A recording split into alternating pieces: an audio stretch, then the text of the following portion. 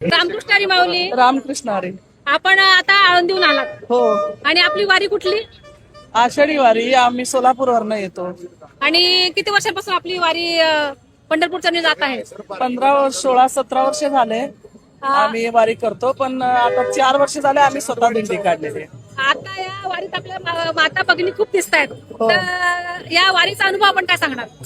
वारीचा अनुभव नित्य नवा आनंद अशा प्रकारे आहे. वारीला एकदा जर वारकरी आला तर हे वारी सोडू वाटत नाही, हे आनंद आहे. वारीत आनंद म्हणजे काय, समाधीचे सुख टाकावे ओवाळून, अशा प्रकारे या आनंदामध्ये आपण काही संसाराचं विसरून जातो, देहभान विसरून भजन करतो. हे आनंद इथं मिळत असतं. खरं तर आपलं माऊली म्हटलं की संसाराचं नाळ त्याशी अगदी शेवटच्या क्षणापर्यंत जुळलेलं असतं, पण या वारीसाठी तुम्हाला सवड कशी मिळते? वारीसाठी आम्ही सवड काढतो आम्ही, मिळत नाही. आता संसारात बांधलं गेलेलं आहे, पण सुटून यायची आपली काम आहे.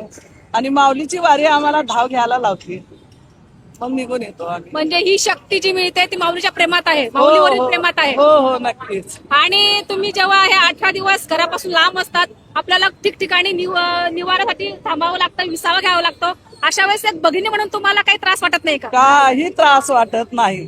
घरच्या बाहेर पडायचं एवढंच कमी आहे. माऊलीचं नाव घेतल्याबरोबर सगळं सोय आमची होत असते. आणि तुमची दिनचर्या म्हणजे रोजचा कार्यक्रम कसे असतात, रोजचे विधी? सकाळी काकडा असतं, सकाळचं काकडा, नाटाचे अभंग हे सगळं आमचे 12-1 वाजतात. मग त्यानंतर जेवण झाल्यावर थोडीशी विश्रांती झाल्यावर संध्याकाळचे अभंग आणि हरिपाठ, प्रवचन, याच्यामध्येच आमचा दिवस कसा जातो माहित नाही. अगदी खूप छान. रामकृष्ण हरी माऊली. रामकृष्ण.